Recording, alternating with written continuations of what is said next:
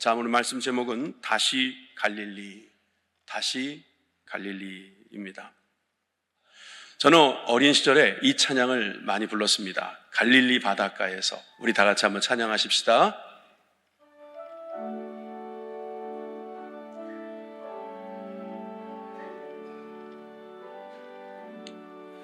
갈릴리 바닷가에서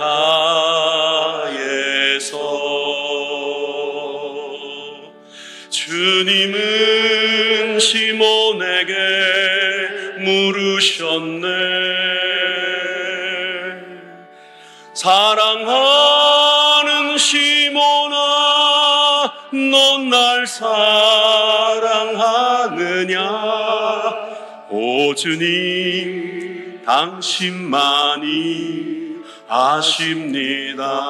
이게 전부입니다. 다시 한번 갈릴리 바닷가에서 갈릴리 바닷가에서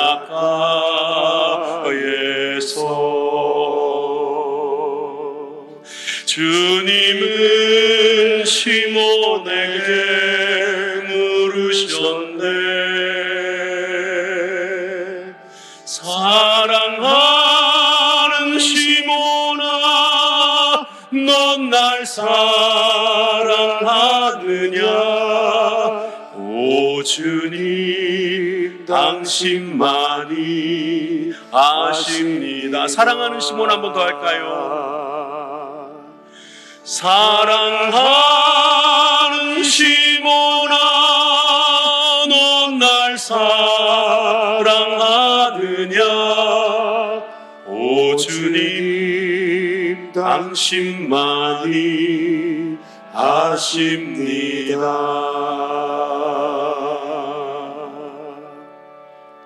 갑자기 20년 전으로 싹 돌아간 것 같습니다. 이 찬양, 여러분 배경이 바로 이 갈릴리 바닷가라고 했습니다. 갈릴리가 왜 지금 이 설교의 주제가 되었는가는 설명하기 그리 어렵지 않습니다. 지난주에도 갈릴리에 가면 예수님을 만날 수 있다고 천사가 말하지 않았습니까? 천사는 이렇게 말했습니다.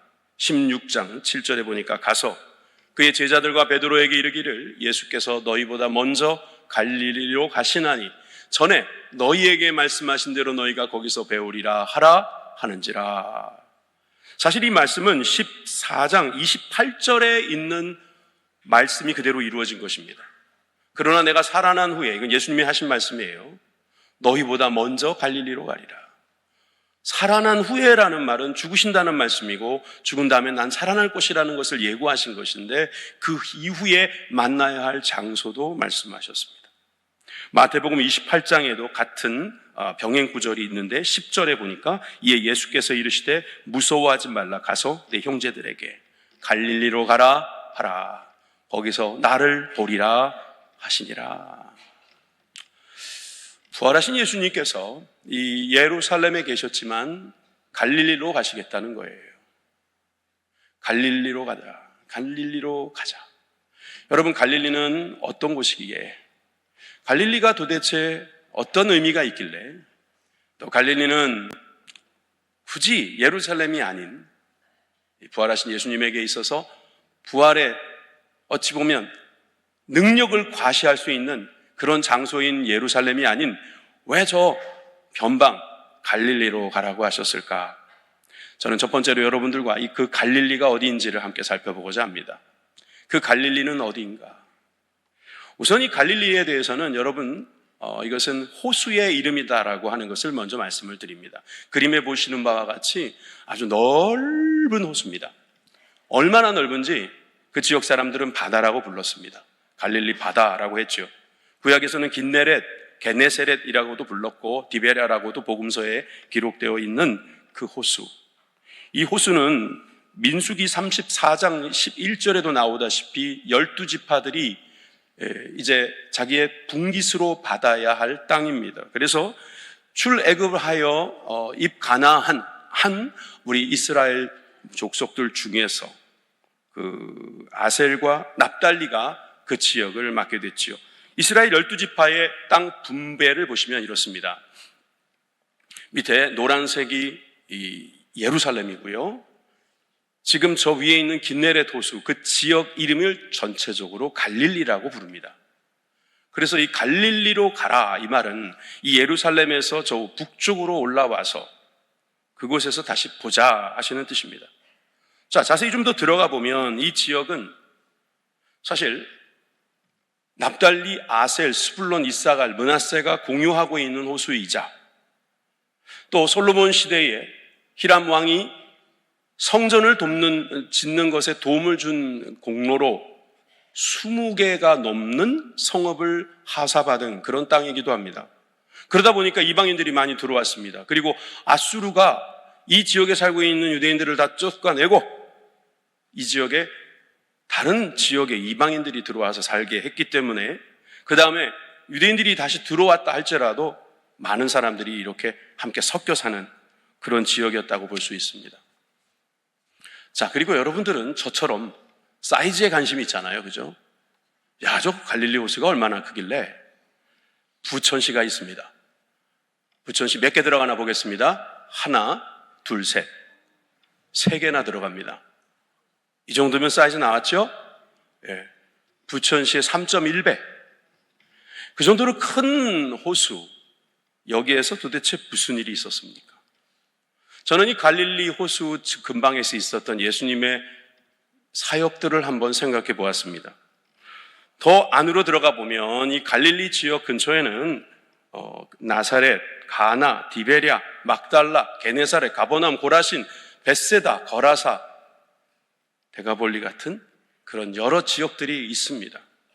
여기에서는 예수님께서 하셨던 여러 가지 사역들을 기억나게 만드는 일들이 있었습니다.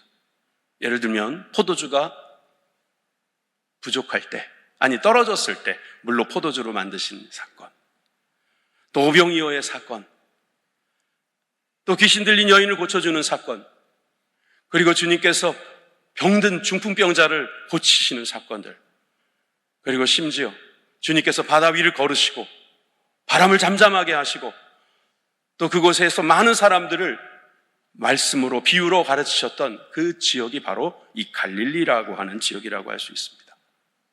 그 갈릴리, 지명으로 본다면 이렇게 많은 사람들이 이방인들과 함께 어울러 사는 그런 지역이기도 합니다만 또 이 지명이 바로 이사야의 예언에 등장하는 그 지명이기에 우리가 이 말씀을 함께 봐야 할 것 같습니다. 이사야 9장 1절과 2절을 다 같이 읽겠습니다. 시작. 전에 고통받던 자들에게는 흑암이 없으리로다. 옛적에는 여호와께서 스불론 땅과 납달리 땅이 멸시를 당하게 하였더니 후에는 해변길과 요단 저쪽 이방의 갈릴리를 영화롭게 하셨느니라. 흑암 행하던 백성이 큰 빛을 보고 사망의 그늘진 땅에 거주하던 자에게 빛이 비치도다. 아멘. 좀 더 보여주시면 여러분, 흑암이 저 스불론과 납달리 땅, 즉 갈릴리 지역에 가득했다는 거예요. 저들이 멸시를 당하면서 이방인들과 섞여 살며 참으로 어렵고 힘든 시간, 즉 사망의 그늘진 땅과 같은 곳에 살았는데 주님께서 그 큰 빛을 비추셔서 그 갈릴리를 영화롭게 하실 것이다. 그 말씀이 성취된 곳, 그것이 바로 갈릴리라고 할 수 있는 것입니다. 예수님은 이 갈릴리에서 대부분의 사역을 감당하셨습니다. 예수님의 공생의 사역이 3년이라고 보는 이유는, 이제 저를 보여주셔도 됩니다. 3년으로 보는 이유는 6월절을 지키기 위해서 예루살렘에 오신 것을 3번 하셨기 때문이라고 우리는 보거든요. 그런데 그때를 제외하고는 대부분은 예수님께서는 갈릴리 지역에서 사역을 하면서 제자들을 부르시고 제자들에게 사명을 주시고 병든 자를 고치시고 낙심한 자, 위험에 처한 자들에게 주님께서 희망과 위로의 메시지를 주셨습니다. 특별히 악한 귀신들과 마귀들을 쫓겨내시면서 승리하실 수 있는 그 모든 길들을 열어주셨던 분이 바로 예수님이고 바로 이 갈릴리였던 것입니다. 그렇다면 그 갈릴리가 참 좋은 곳인데 지금 이 갈릴리에 가야 할 제자들의 모습은 어떠한가 한번 볼까요? 오늘 읽은 본문 바로 앞절에 있는 16장 11절의 말씀, 지난주에 우리가 읽었던 말씀이죠. 같이 한번 읽어보겠습니다. 그들은 예수께서 살아나셨다는 것과 마리아에게 보이셨다는 것을 듣고도 믿지 아니하니라. 제자들은 믿지 않습니다. 좀처럼 믿지 않습니다. 12절 13절에도 그 후에 그들 중 두 사람이 걸어서 시골로 갈 때에 예수께서 다른 모양으로 그들에게 나타나시니 두 사람이 가서 남은 제자들에게 알리었으되 역시 믿지 아니하니라. 마리아가 말해도 믿지 않습니다. 또 저 시골에 갔던 두 사람이 말해도 믿지 않습니다. 저 두 사람은 어디로 갔던 거죠? 누가복음 24장에 보니까 엠마오라고 기록되어 있습니다. 그날에 그들 중 둘이 예루살렘에서 25리 되는 엠마오라 하는 마을로 가면서 이 모든 된 일을 서로 하다가 예수님을 만나게 되죠.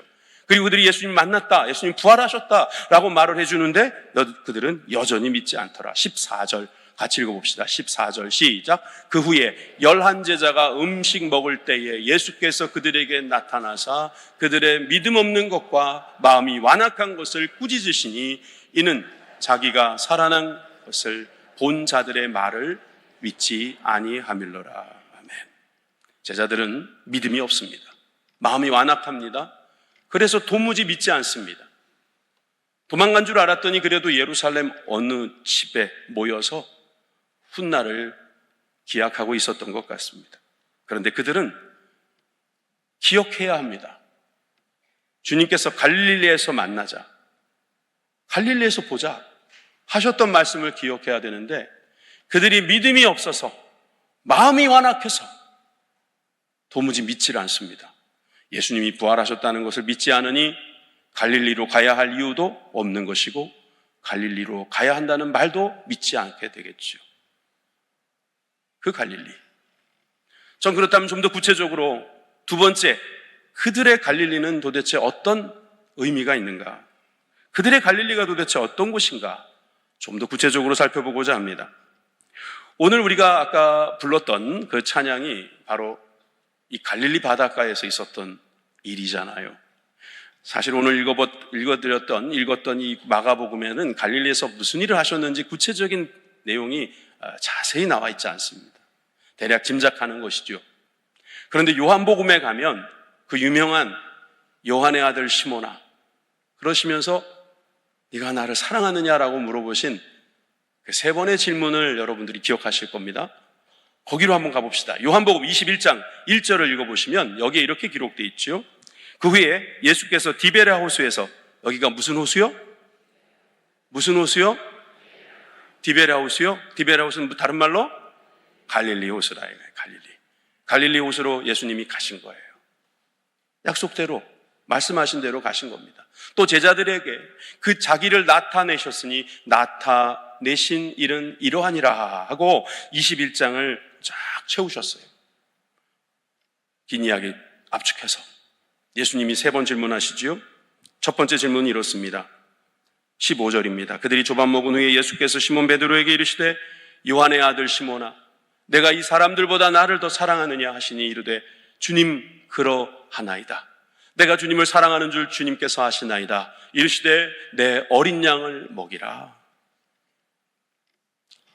시몬이 갑자기 자기 이름을 시몬이라고 부르는 것을 듣고 깜짝 놀랐을 수도 있고요. 또 예수님께서 사랑하느냐 이 말을 아가페라고 하는 이 절대 사랑의 단어를 썼을 때 나는 도저히 예수님께 그런 말씀 못 드리겠습니다라고 말하면서 사랑합니다라는 말을 필레오로 말했다라는 것을 우리가 익히 들어 알고 있습니다. 그런데 예수님은 그 베드로에게 내 어린 양을 먹여라. 어린 양입니다. 그냥 양도 아니고 어린 양입니다. 내가 아직 어리구나라는 느낌도 주는 내 어린 양을 먹여라. 나는 아직 어린 양도 못 됐는데 어떻게 나에게 어린 양을 먹이라고요? 라고 느껴질 수도 있는 그런 단어를 쓰시면서 첫 번째 질문에 대한 답에 답을 하셨습니다. 또 두 번째도 이렇습니다. 또 두 번째 이르시되 요한의 아들 시몬아, 내가 나를 사랑하느냐 하시니 이르되 주님 그러하외다. 내가 주님을 사랑하는 줄 주님께서 하시나이다. 이르시되 내 양을 치라. 이 치라는 것은 때리라는 뜻이 아니죠. 돌봐달라는 거예요. 이 양은 그냥 일반적인 양입니다. 그래서 주님의 양을 대신 맡기겠다는 말씀으로 들립니다. 세 번째, 요한의 아들 시몬아, 내가 나를 사랑하느냐 하시니 주께서 세 번째 내가 나를 사랑하느냐 하심으로 베드로가 근심하여 이르되 주님 모든 것을 아시오매 내가 주님을 사랑하는 줄 주님께서 아시나이다. 예수께서 이르시되 내 양을 먹이라. 왜 안 그렇겠습니까? 예수님께서 비슷한 질문을 계속하는데, 물론 세 번째에 이 사랑하느냐는 질문은 베드로가 계속 사용한 이 필레오라는 사랑을 그대로 쓰셔서, 그래 친구 간의 우정 뭐 그런 사랑이라도 좋은데 그거라도 있느냐? 예, 사랑합니다.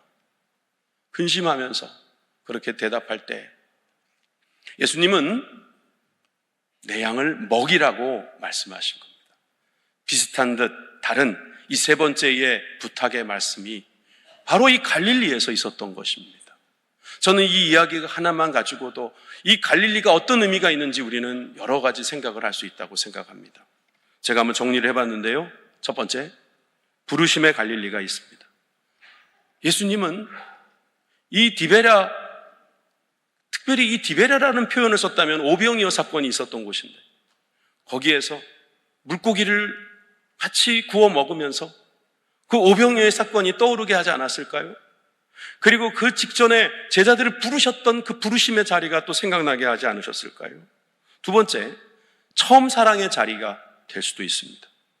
예수님께 그 은혜를 입고 감사하고 그 메시아라고 그리스도라고 그가 인정하면서 하나님의 아들이 친히 내려오셨다는 것을 그들이 마음속에 믿음이 들어올 때 그는 처음 사랑을 느꼈을 것입니다. 뿐만 아닙니다. 이적과 표적의 갈릴리가 될 수도 있었을 것입니다.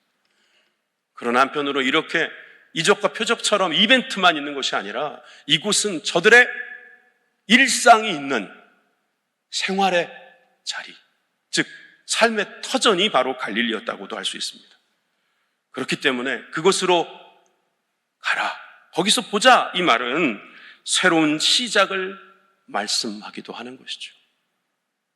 회복의 자리, 사랑의 자리, 부르심의 자리, 일상의 자리로 주님께서는 이 갈릴리를 선택하셨을 것입니다. 제자들은 예수님을 끝까지 쫓아가지 못한 것에 대한 미안함이 가득했을 거예요. 믿지 못한 것이 여전히 참 아쉬울 겁니다. 믿고 싶은데 작은 믿음이 도저히 믿어지지 않는 겁니다. 어떻게 죽은 사람이 살아날 수 있는가?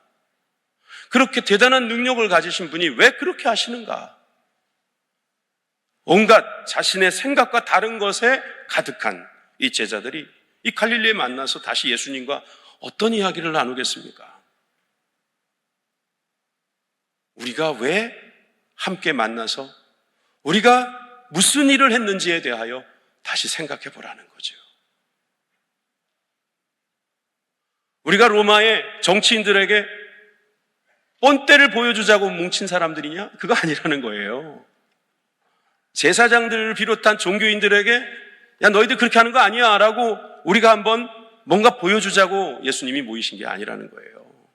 예수님께서 그렇게 많은 사람들을 사랑하신 이유는 거봐 난 부활할 수 있잖아 하면서 제사장이나 빌라도에게 나가서 나는 이런 사람이야 라고 자랑하시려고 이 땅에 오신 게 아니라는 것입니다.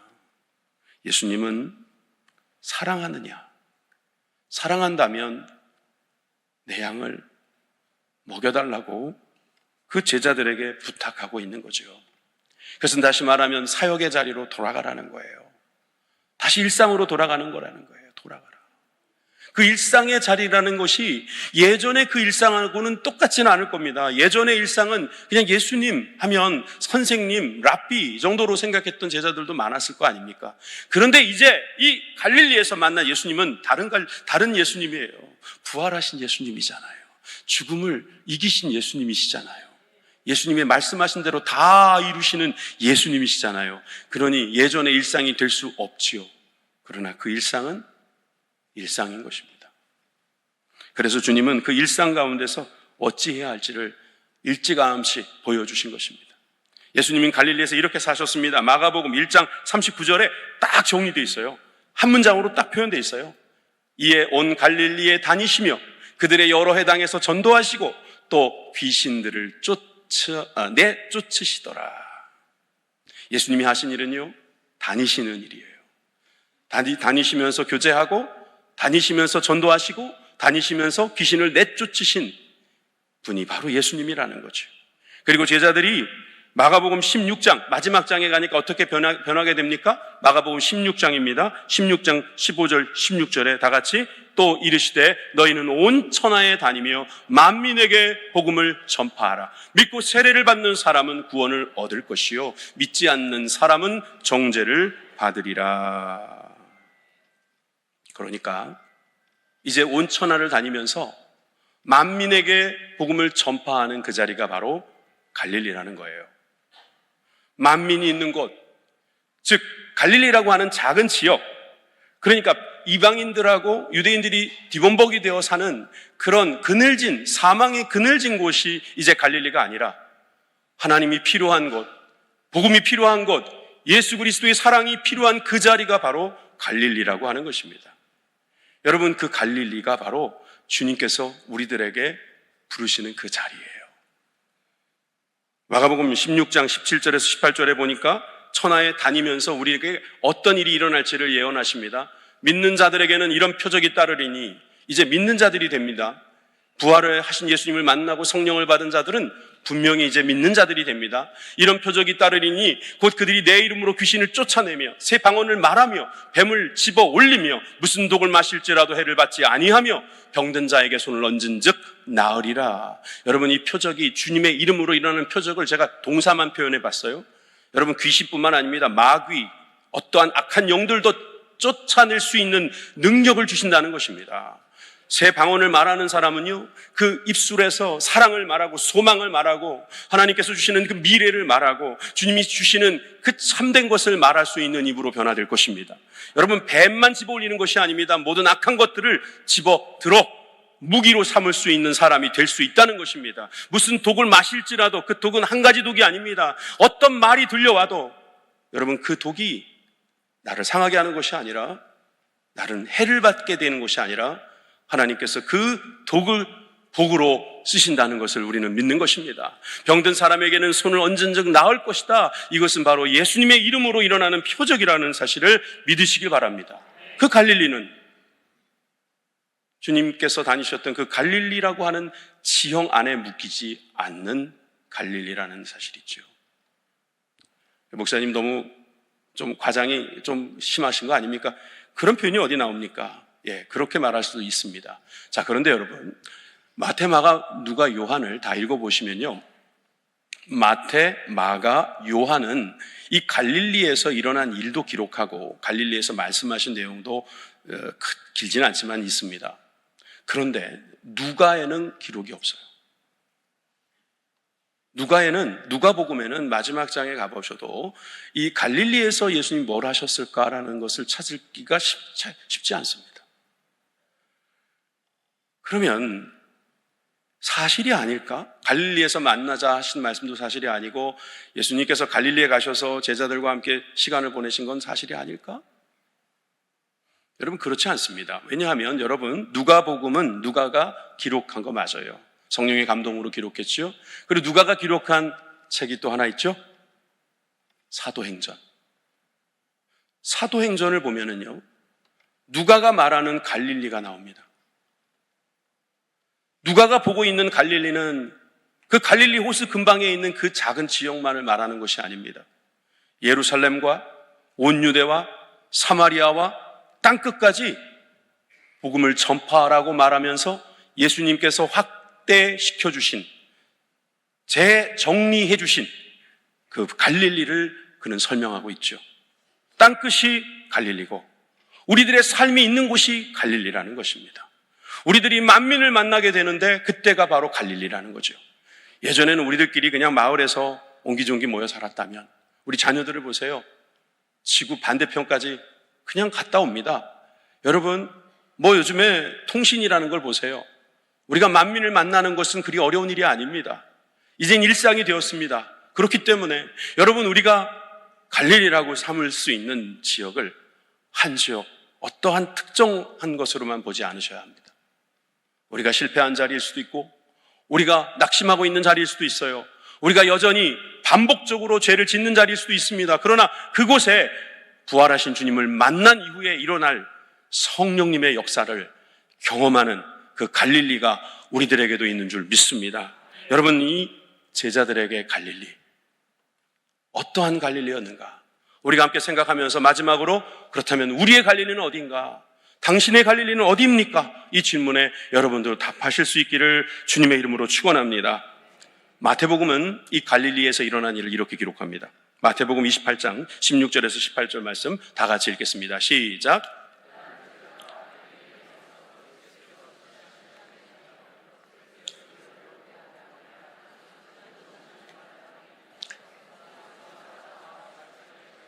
하늘과 땅의 모든 권세를 내게 주셨으니 19절 봅니다. 그러므로 너희는 가서 모든 민족을 제자로 삼아 아버지와 아들과 성령의 이름으로 세례를 베풀고 내가 너희에게 분부한 모든 것을 가르쳐 지키게 하라. 볼지어다 내가 세상 끝날까지 너희와 항상 함께 있으리라 하시니라. 아멘. 마태복음 28장은 분명히 예수님은 갈릴리 그 어느 산에서 모든 민족으로 제자를 삼으라고 말씀하시는 갈릴리의 재조명, 재정리를 해주신 것을 볼 수 있습니다. 사실 제자들은요, 여전히 그 마음속에 죄책감과 미안함으로 가득할 가능성이 있습니다. 내가 예수님을 십자가에 못 박히게 했다. 내가 직접 못 박은 건 아니지만 내가 그 자리에 함께 있지 못했던 그 모렴치가 그로 하여금 나는 더 이상 제자가 아니라고 말할 수도 있을 겁니다. 그 제자에게 예수님은 부활하셔서 나타나신 거예요. 그래도 여전히 미안한 건 미안한 겁니다. 그렇잖아요. 부활하셨지만 미안한 건 미안한 거예요. 그런데 그 미안한 것조차도 주님께서는 뭐라고 나무라지 않으세요.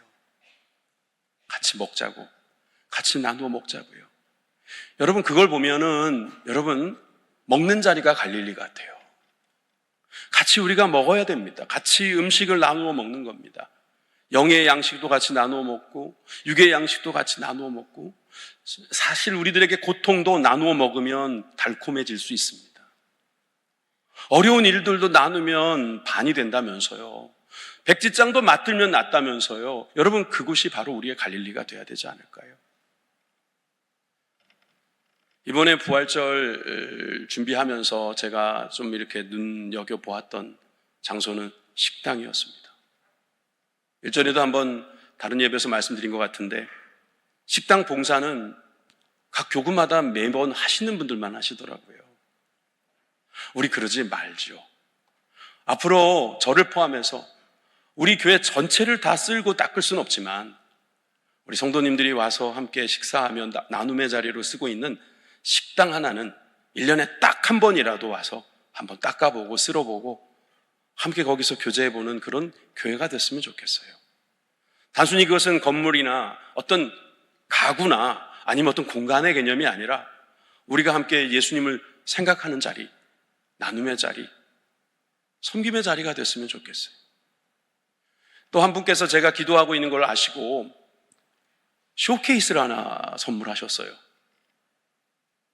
그러니까 냉장고를 하나 거기 갖다 놓은 거예요. 아마 이따 예배 마치시고 식당 앞으로 지나가면 아 이거구나 하실 겁니다. 그 이름을 뭘로 붙이면 좋을까 하다가 제가 딱 떠오른 게 있었어요. 여러분 성경에 보니까 이런 단어가 많이 나오더라고요. 곳간. 이 곳간이라는 말이 많이 나와요. 그죠?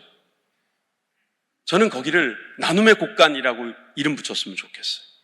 왜냐하면 거기에는 좀 넉넉하게 주셔서 집에 남아있는 것이 있다면 그 곳간에다 넣으시라는 거예요. 좀 많이 거두어진 게 있다면 상추라든가 파라든가 여러분들 많잖아요 솔직히. 예? 그런 거 거기다 넣어주세요. 그러면 그 필요한 사람들은 그것을 가져가는 겁니다. 주는 사람, 받는 사람 따로 있는 게 아닙니다. 주는 사람은 사랑을 받아가는 겁니다. 주님 주시는 위로를 받아가는 것입니다. 주님 주시는 축복을 받아가는 거예요. 또 가져가는 사람은 가져간다고만 생각하지 마세요. 관심을 주는 겁니다. 우리가 사랑을 주는 겁니다. 고마움을 드리는 겁니다. 그래서 저는 이 곳간을 썼으면 좋겠어요. 아니 큰 교회에게 이렇게 조그마한 냉장고 하나 가지고 되겠나? 여러분 운영 잘하면요 많은 사람이 함께 나눌 수 있어요. 처음부터 너무 거창하게 시작하는 것보다 하나부터 꼼꼼하게 해나가는 것이 맞다고 봅니다. 그뿐만이 아닙니다. 사실 우리 청년들이 교회에서 예배를 드리고 교제를 했으면 좋겠어요. 그래서 저는 저 식당을 좀 더 개방하려고 합니다. 오늘부터 식사 시간도 좀 더 연장됐고 또 다음 주부터는 여러분들이 청소하는 거 눈치 안 보셔도 될 거예요. 같이 그곳에서 구역 예배도 드리시고 또 기도 모임도 가지시고 서로 교제도 하시면서 여러분 그곳을 갈릴리로 만들어 보십시오. 그곳은 주님께서 여러분들을 만나시기 위해서 준비된 자리일 것이라 저는 믿습니다. 여러분, 우리가 거창하게 오늘 선교주일이라고 해서 땅끝만 생각해서는 안 됩니다. 성경은 분명히 말씀하셨습니다. 예루살렘과 온 유대와 사마리아와 땅끝을 동시에 보라고요. 동시에 봐야 돼요. 예루살렘이 다 돼야지 온 유대로 나가겠다? 그건 변명입니다. 온 유대가 다 돼야 사마리아 가겠다? 그것도 변명이에요. 여러분, 땅끝과 예루살렘, 사마리아, 온 유대를 한꺼번에 볼 수 있는 눈, 그것이 갈릴리의 눈이에요. 예수님의 마음이 그곳에 있기 때문입니다. 예수님이 갈릴리에 마음을 두고 계신 한 우리도 그 갈릴리에 마음을 두고 그 갈릴리에서 주님 주신 소명을 회복해야 될 줄 믿습니다. 주님께서 우리들에게 제자를 삼으라고 말씀하시는 이유도 그와 같은 이유입니다. 그래서 마가복음 16장 20절은 이렇게 결론을 맺지요. 제자들이 나가 두루 전파할세. 주께서 함께 역사하사 그 따르는 표적으로 말씀을 확실히 증언하시니라. 아멘. 그들은 순종했습니다. 그리고 갈릴리로 나아갔습니다. 그 갈릴리 호수 근방만이 아닌 땅끝까지 갈릴리로 만들어내었기 때문에 제자들은 전파만 했어요. 그런데 주께서 함께 역사하시고 그 따르는 표적으로 말씀을 확실히 증언하시니라. 주님께서 증언하시니라. 주님께서 증언하시니라. 주님께서 증언하시니라. 그렇게 되는 것입니다. 믿으시면 아멘 합시다. 미우라 아야코라는 일본의 여류 소설가 그리고 참 귀한 영성가가 있습니다. 전 이분이 참 귀하다고 생각합니다. 그런데 이분이 참 어려운 병에 걸려서 말년에 많이 고생하신 것 같아요. 그래도 기적도 체험하고 또 믿음의 고백이 계속되었습니다. 한수필에서 이분이 이런 시를 썼습니다. 병들지 않고는 드릴 수 없는 기도가 따로 있습니다. 병들지 않고는 들을 수 없는 말씀이 따로 있습니다. 병들지 않고는 볼 수 없는 얼굴이 따로 있습니다. 병들어야만 보이는 기도가 있고 말씀이 있고 얼굴이 있다면 병들지 않은 사람은요, 도무지 저 기도가 무슨 기도인지, 저 말씀이 무슨 말씀인지, 저 얼굴이 무슨 얼굴인지 모른다는 이야기입니다. 하나님께서 우리를 갈릴리로 인도하신다는 것은 그저 마냥 꽁냥꽁냥 좋은 추억을 이야기하는 것만은 아닐 겁니다. 아픔의 자리, 슬픔의 자리, 고통의 자리일 수 있지만 거기서만 들리는 기도, 거기서만 드릴 수 있는 기도, 거기서만 나눌 수 있는 기도, 거기서만 우리 마음속에 채워지는 말씀, 주님의 그 얼굴이 있다는 것을 우리는 믿습니다. 다시 갈릴리. 부활은 이벤트가 아닙니다. 부활은 생명이고 우리들의 일상이며 우리들에게 주신 갈릴리인 줄 믿습니다. 기도하겠습니다.